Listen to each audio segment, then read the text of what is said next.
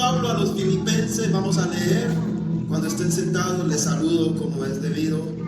Filipenses capítulo número 1, el verso número 27 y 28, lo que dice la palabra del Señor. Vamos a hablar de la confianza.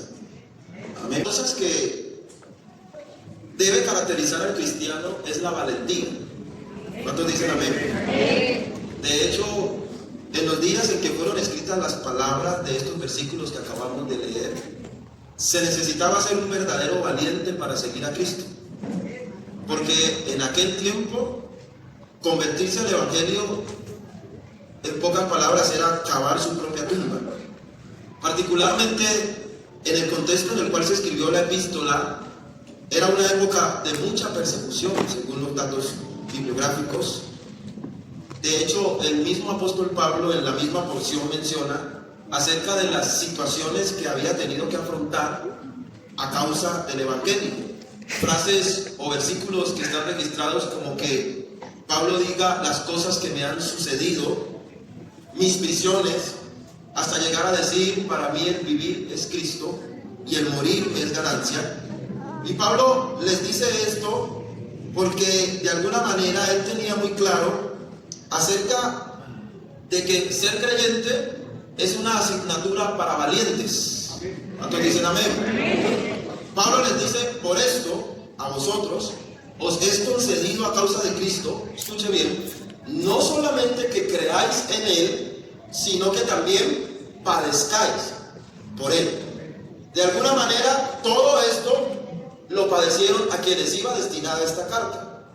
Así que Pablo quiere transmitir una voz de aliento y por tanto les manifiesta a los filipenses su deseo de ir a visitarles, pero les dice, pero me hallo preso, pero quería oír de los hermanos que estaban firmes en un mismo espíritu y que estaban combatiendo firmes en la fe, y les dice, y en nada intimidados, dígame, por los que se oponen, es decir, no se dejen amilanar de parte de aquellos que les amenazan, no se llenen de miedo, confíen, amén.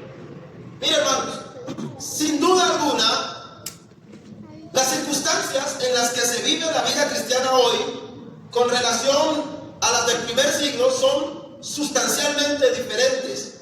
No existe hoy, no existe la amenaza letal de la muerte que existía en aquel tiempo. Hoy tenemos libertad de expresión y culto e igualdad de condiciones y muchas otras cosas más. Pero no por eso hoy el ser cristiano deja de ser comprometedor como al principio.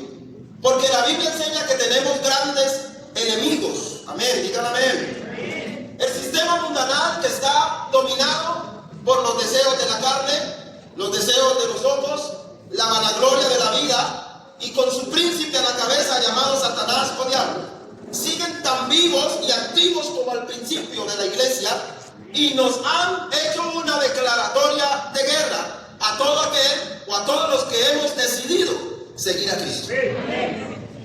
Decidirse por Cristo es declararle la guerra a la mundanalidad. ¿Aló? ¿Están aquí? Es declararle la guerra a los vicios. Es declararle la guerra a la inmoralidad, al libertinaje, incluso a las personas que se puedan declarar enemigos del Evangelio. Ser cristiano hoy es volverse impopular, es arriesgarse a ser echado del trabajo, a ganarse la enemistad de los maestros, a ser objeto de burlas y críticas. Porque ser cristiano es una asignatura para gente valiente. Amén.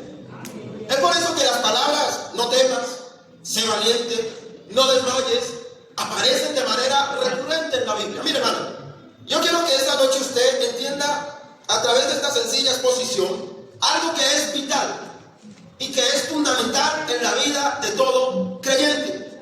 Quien se decide seguir a Cristo es porque tiene muy claro que es una nueva criatura. Que las cosas viejas pasaron y que todas son hechas. Ese versículo a los Corintios está en presente continuo. Yo soy una nueva criatura.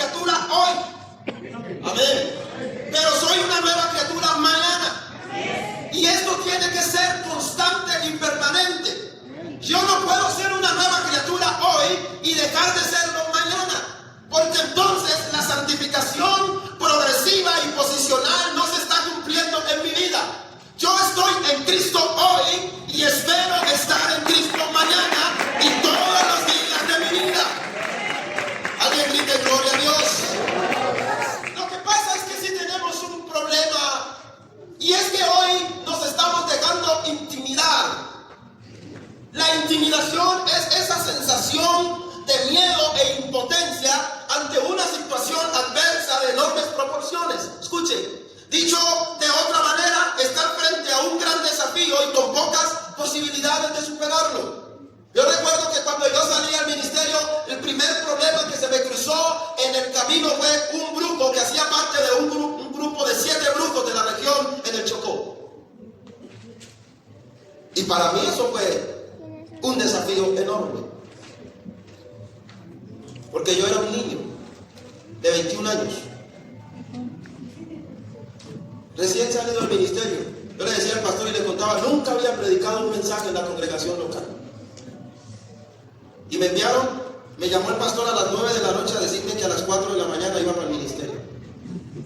Y toda la noche empacamos con mi esposa. Mi esposa era una jovencita de 19 años. Y cuando nos envían, lo primero que me encuentro es un brujo que me dice que me tengo que ir del pueblo. Y cuando yo escucho esas palabras, yo no le voy a decir a usted aquí que yo saqué e invoqué el nombre de Jesús y que mire que aquí, que allá. No, yo me llené de miedo. Era un niño. Yo no soy un niño. Estaba lleno de miedo. Me puse de otro color, aunque es difícil. Pero me puse de otro color. Y no sabía ni qué decirle a ese brujo. No sabía cómo enfrentarlo. Yo no me acordé de invocarle el nombre, y era el pastor. No me acordé de invocarle el nombre de Jesús. No me acordé de ningún texto bíblico, se me vino a la cabeza. No me paré frente a él. No, antes retrocedí y estaba a mi lado, lleno de miedo, de temor. Pero vino el Señor a mi mente y a mi corazón, porque yo estaba que salía corriendo y me dijo, dígale que tiene una semana para que se convierta a mí. Y yo le dije que el Señor le manda a decir que tiene una semana para que se convierta. Pero yo estaba milanado y yo iba rumbo a una montaña a visitar una pareja que vivía por allá, y yo no me fui a visitar a nadie, yo me devolví lleno de miedo, y yo pensando, ¿yo qué le dije a ese brujo? ¿Cómo me atreví a hacer tal cosa? Y me devolví para el templo, y llegué al templo, no subí a la casa pastoral, sino que inmediatamente me tiré en el altar, en la plataforma, y le dije, bueno, usted que me metió en esto, usted me saca. Yo no sé predicar, yo no sé cómo hablar, yo soy un cobarde, yo estoy lleno de miedo, así que usted o soluciona este problema o me voy para mi casa.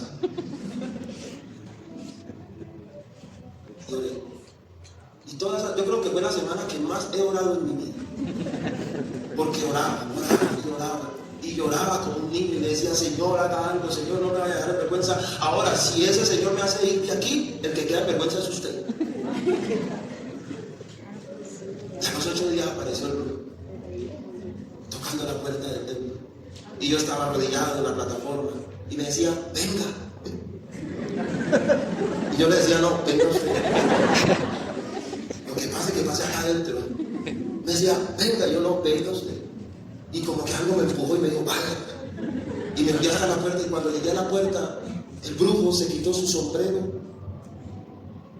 Si ustedes hubieran visto el aspecto de ese hombre, la primera vez que lo vi, yo no me llené de miedo. Pero cuando se quitó ese sombrero grande que tenía y levantó el rostro, tenía lágrimas en sus ojos.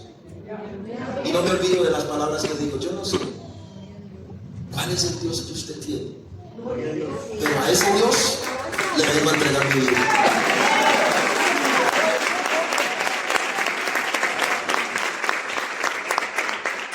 ¿Sabe? Es un diácono en el Chocó. Ahora es diácono en la congregación. Pero todas las cosas que él me dijo en esa ocasión me llenaron de miedo. Porque él me dijo, yo hago parte de uno de los 7 brujos de esta región y hemos tomado la decisión. Me hablaba con tanta seguridad y con tanta certeza de lo que me estaba diciendo, que me dijo, y hemos decidido, me dijo esta palabra, que usted se tiene que ir de aquí, o se va o lo sacamos. Porque eso es intimidad. Es la estrategia utilizada por un enemigo contra otro, que agranda las palabras de tal manera que infunde terror, que infunde miedo. ¿Sabía usted que es una de las razones por las cuales gritan los karatecas? Es la razón por la cual ellos gritan, para intimidar. De hecho, si usted lee la historia de la carrera armamentista del mundo actual, consiste especialmente en la intimidación. Los países no atacan porque sí, sino que muchas veces muestran sus armas al público para tratar de intimidar, para que digan, mire lo que tengo. Y tratan de intimidar. Pero en medio de tanta intimidación, de tanta agrandar las palabras, de tanto querer disuadirnos, el mundo y el diablo, nosotros tenemos que tener claro que hay alguien que está por encima de todo. ¿No me entendieron? Hay alguien que está por encima de todo. Mire, nuestras actitudes ante la vida están condicionadas en gran medida por esos temores que brotan de nuestro interior, que van desde la simple timidez hasta el pánico desatado, pasando por la alarma y por el miedo y el terror. El temor siempre está presente en nuestras aspiraciones seculares. Nos da temor hacer los planes grandes, afrontar negocios y proyectos personales. Hay quienes se asustan ante la posibilidad de ser los primeros creyentes de la casa, o ante el miedo de convertirse al Señor, porque les parece que esto es de mucha responsabilidad. Somos por naturaleza susceptibles ante ser intimidados. Nos intimida un rostro, nos intimida una estatura, nos intimida una apariencia. Un compromiso nos pone a temblar. Cuando somos llamados a servir en la iglesia, muchas veces nos sentimos intimidados por las proporciones de este llamamiento. De ahí que la Biblia dice que Moisés en primera instancia se negó, que Saúl se escondió, que Jeremías quiso evadir.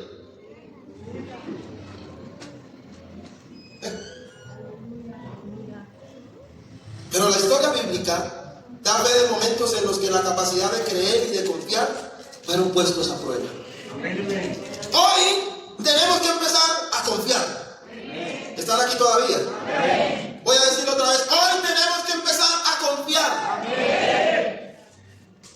No existe ni la más mínima posibilidad de que la empresa del diablo tenga éxito contra la iglesia de Jesucristo. Jamás ha existido y jamás existirá. Aleluya. No existe. A mí me enseñaron desde pequeño mis padres y me dijeron, Carlos, en la vida te van a faltar muchas cosas. Podrás ser la persona de menos economía, podrás ser el que menos tenga posibilidades en ciertas áreas de la vida, pero te vamos a enseñar algo, me decía papá y mamá. Lo que menos te puede faltar en la vida es el Dios en el cual has sido enseñado. Usted puede pasar por el desierto, pero el desierto será un paraíso si Dios está con usted. Pero escúcheme, pero hay que aprender a confiar.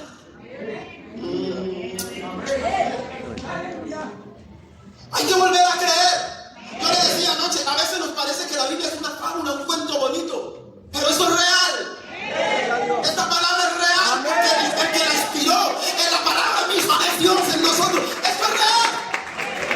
Le voy a decir algo porque me voy a meter en un problema, pero lo voy a decir. Yo soy joven, yo soy levantado en la iglesia. He crecido aquí toda mi vida. Yo creo que, mejor dicho, clases de escuela dominical, los niños, los preadolescentes, los adolescentes, los jóvenes. Pero hay algo que a mí me ha venido preocupando. Y es que en el tiempo actual se nos olvida o se nos está olvidando que aquí el que mueve esto es Dios. Ve, hermano. Yo no recuerdo todavía que a mí, en mi adolescencia o en mi juventud, que todavía no he salido de ella, dice la cédula que sí, pero yo digo que no. Me rehúso a eso. Yo no recuerdo que en mi adolescencia o en mi juventud me hayan tenido que hacer actividades lúdicas, invitarme a una chocopelícula o llevarme de paseo para animarme a seguir a Cristo. ¿Saben cuál era la forma como a mí me animaban a seguir a Cristo? ¿Saben qué me decía mi pastor, hermano Vicente Cárdenas? Cuando yo era un preadolescente me decía: hijo, va al altar, vaya ore. Pastores, vaya ore. No me mandaba a tomar chocolate y a ver películas.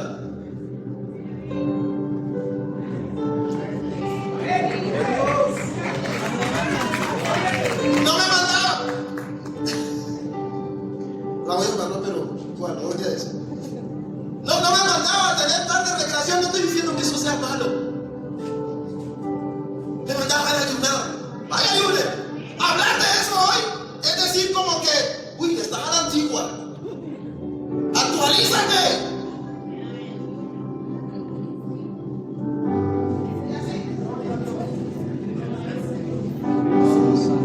No me mandaba cuando pensé en algún momento en tener novia. ¿Sabe qué? ¿Sabe qué me dijo mi pastor cuando pensé en tener novia?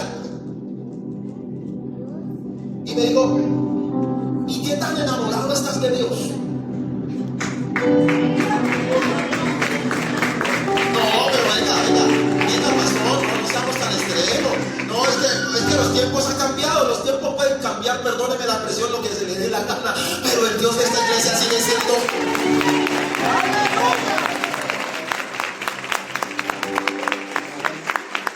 No me cambien los principios. Eso jamás va a cambiar en la iglesia, hermano. Podemos cambiar el color del templo, podemos cambiar la estructura de la plataforma, podemos mejorar el sonido, eso es accesorio, pero hermanos, aquí lo necesario es la presencia de Dios.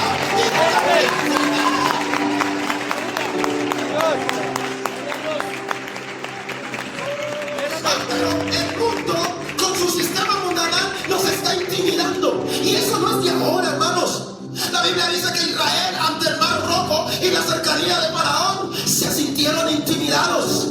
Tanto el poderoso ejército de Faraón como el mar mismo tenían una apariencia aterradora, de modo que el pueblo se declaró muerto con anticipación y reclamaron que no tendrían una muerte digna. ¿Sabe qué dijeron?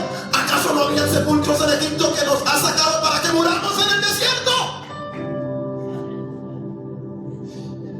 En Números capítulo número 13, verso 28, verso 29, 31 y 32, la Biblia dice que los espías se manifiestan intimidados por el tamaño de los habitantes de las ciudades que inspeccionaron.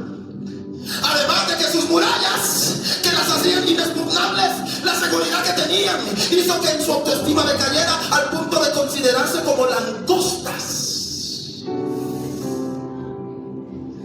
En Jueces capítulo número 7, verso 3, 22,000 soldados tuvieron miedo de enfrentar a Amalek, Madián y los hijos del oriente, porque eran como langostas en número, y ellos y sus camellos eran innumerables. En primera de Samuel capítulo 17, verso 4 al 10, se describe el arsenal bélico de Goliat, y a la vez que sus palabras amenazantes basadas en su poderío. Goliat medía 2,85 metros, su armadura pesaba 69 kilos y la punta de su lanza 8 kilos, y todo esto hizo que Saúl y todo Israel se turbaran y se escondieran.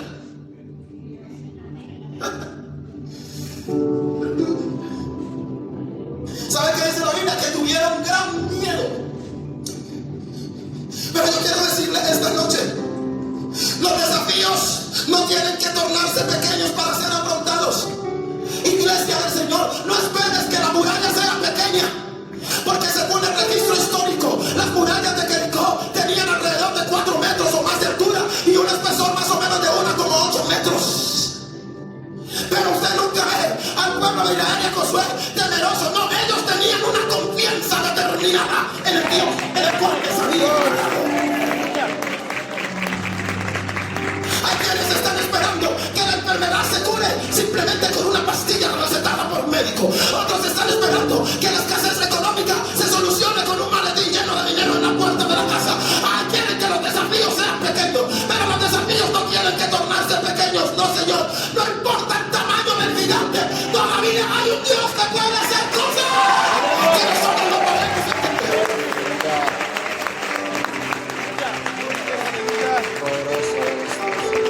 Tal vez los desafíos puedan ser tan grandes como las murallas de Jericó, tan fuertes como Goliat o tan numerosos como los madianitas. A pesar de todo esto, el apóstol Pablo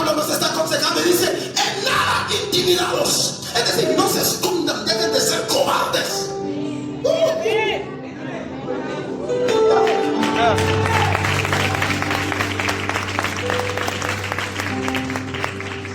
Pero yo quiero regalarle esta noche algunos ingredientes que nos pueden ayudar a enfrentar y a no sentirnos intimidados, para que no se muera usted de miedo. Y el primer ingrediente es la confianza en Dios. Échele esto a su canastita esta noche. Se dice que la palabra no temas aparece en la Biblia 365 veces, una vez por día. Lo que coincide con Mateo 28:20, cuando dice que Jesús mencionó y dijo: he aquí yo estoy con vosotros.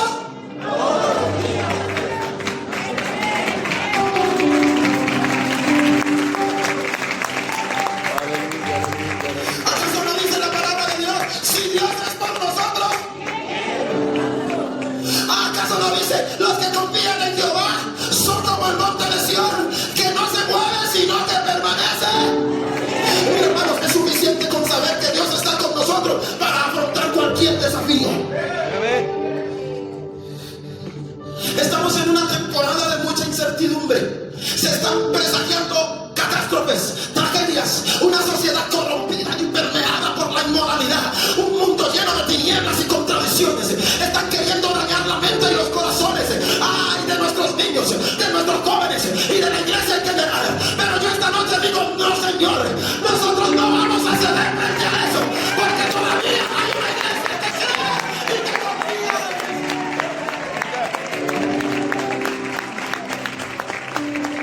Y hermanos, confiar en Dios es saber que Él actuará en el momento indicado. Pastor, yo llevo orando tantos años por esto. Usted no se preocupe, Él verá cuando responde. Usted confía.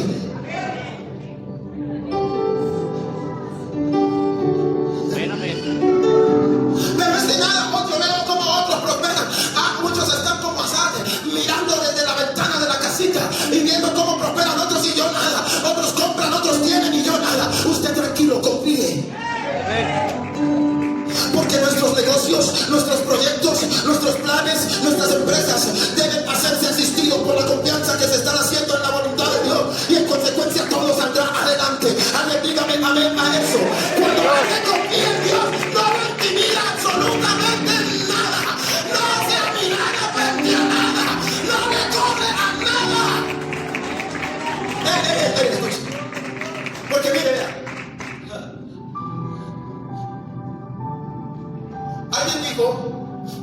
alguien dijo que hay que correrle a los problemas. Pero yo aprendí en la escritura que a los problemas no hay que correrle, hay que enfrentarlos. ¿Están aquí? A mí Dios me enseñó que a la enfermedad no se le corre, porque muchos de los enfermos terminales desahuciados en un cuarto de hospital han sido sanados en un altar.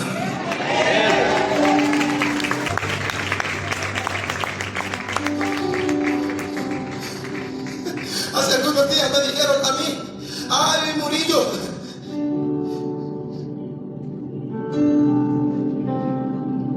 alguien me dijo: Murillo, deberemos caer. Y le dije: pues si me ven caer, también mírenme cuando me levante, porque el Dios que yo tengo no me va a dejar tirado en el piso, y si caigo, Él me va a levantar, porque Él sigue siendo mi Dios y mi confianza.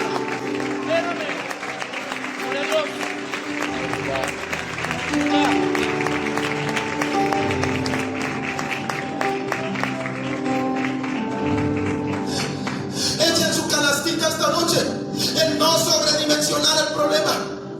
Un craso error es ocuparse más de las cualidades del adversario o de las características del problema que de las virtudes propias. Tienes que aprender a mirar tu muralla desde la perspectiva del poder de Dios. Los espías se ocuparon más del tamaño de las murallas y de sus habitantes que del poder de Dios. Josué y Caleb no lo desmintieron, simplemente creían que pese a esa realidad Dios los ayudaría. Ahora voy a decir algo.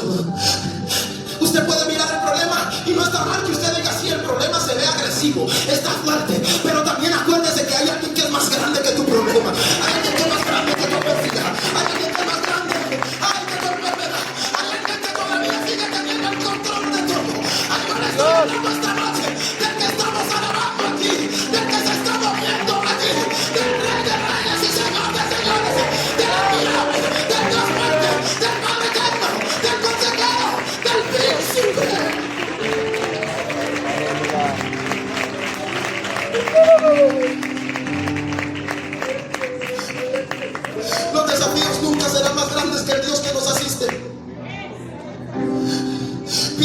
momento en el tamaño del Dios que te está asistiendo.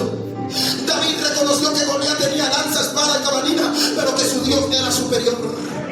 Los amigos de Daniel reconocieron que el rey podía arrojarlos al horno de fuego, pero que Dios podría librarlos. Hermanos amados, el mar no tiene que desaparecer, Dios lo puede abrir. El río no tiene que desviarse, Dios lo hace devolver. El fuego no tiene que apagarse, Dios nos puede proteger en medio de él.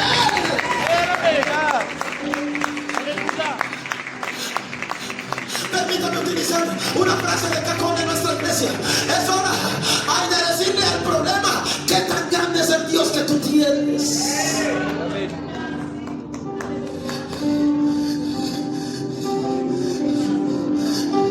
Porque no es verdad. No es verdad que el enemigo te puede hacer caer cuando a él se le dé la gana. Porque la Biblia dice que él no te va a tentar más allá de lo que Dios permita. El Señor es fiel, diga amén. Y Él nos va a dejar ser probado más allá de lo que podamos resistir. No es cierto, mis queridos jóvenes, que porque eres joven eres presa fácil del enemigo. Porque la Biblia dice claramente que los jóvenes son fuertes y que la palabra de Dios permanece. No es verdad que el mundo tiene mucho poder. Es verdad que el dueño del universo tiene todo el poder. Es verdad que el Dios que nosotros tenemos todavía tiene el control. Yo quiero pensar que alguien en esta noche está creyendo la palabra. No le estoy hablando de una mentalidad optimista o un motivador. No le estoy hablando de la autosuficiencia. Le estoy hablando de la dependencia absoluta de Dios. Porque alguien puede decir esta noche: todo lo puedo en Cristo.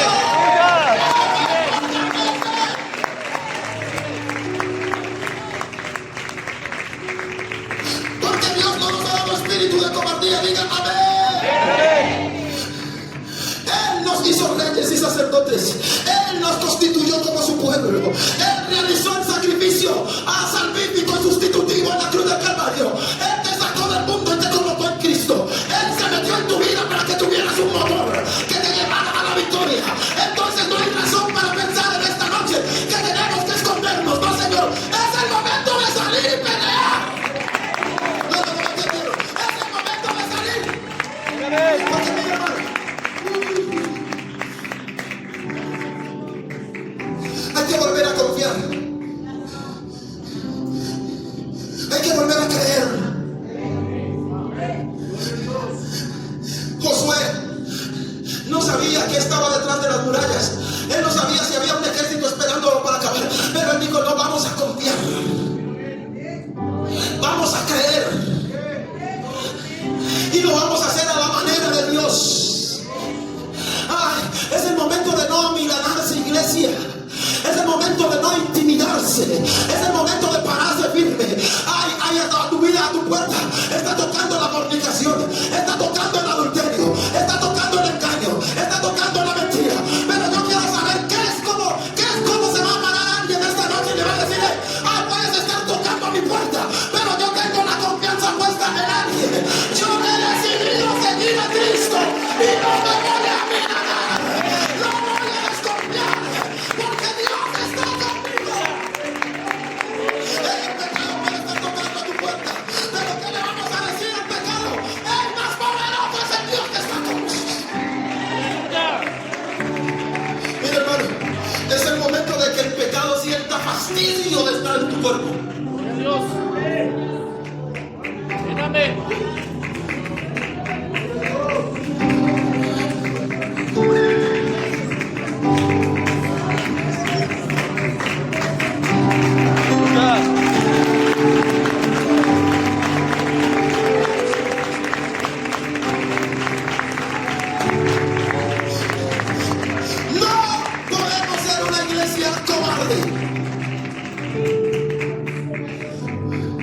Hay que volver a confiar.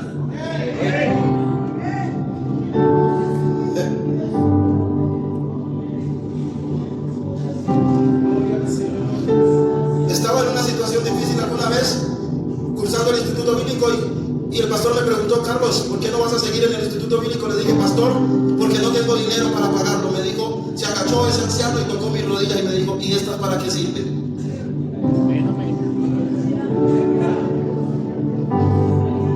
Pero entonces, ¿sabes cuál es el problema? Que hoy no queremos volver a orar. Y si no oramos es porque estamos desconfiando, porque no le estamos dando prioridad que todo lo puede hacer. Aquí todo tiene solución. Y para los hijos de Dios hasta la muerte tiene solución.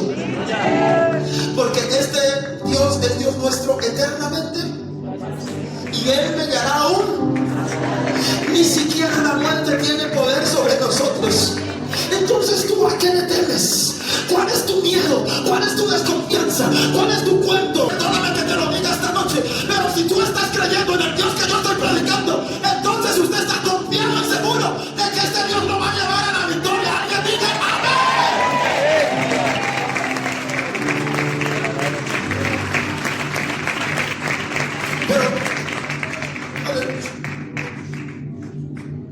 Pero hay que volver a confiar. Santiago, mi hijo, tenía meses de haber nacido. Estábamos en una montaña pastoreando una iglesia de unos 15 creyentes. La economía era difícil. Y recuerdo que estaba pasando una situación y resulta que cuando el diácono fue a abrir el alfolí no encontraba nada. Y cada vez que iba al alfolí no encontraba nada.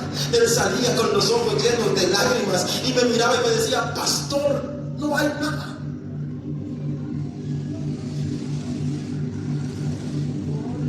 Y yo miraba a mi esposa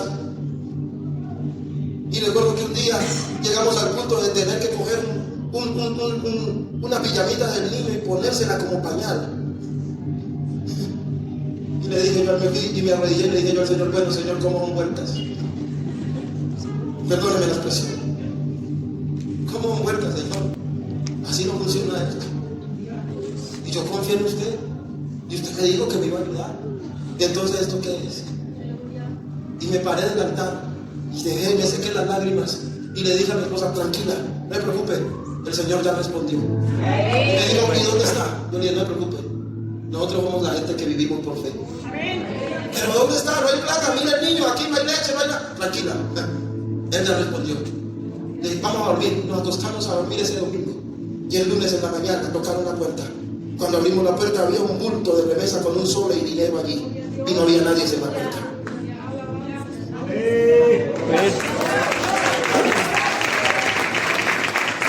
Cada vez que abríamos el alfolí y no había dinero, aparecía esa remesa en la puerta. Y fui y le dije: uno es incrédulo. ¿Qué no es incrédulo a veces? Y dije: que mínimo este es el diácono, que sabe la situación. Y me iba a poner el diácono y le decía: hermano Oscar, dígame la verdad, usted está poniendo oro. No haga eso, mi pastor. ¿De qué está hablando? Le conté y me dijo: pregúntele a su Dios. Él responde por usted.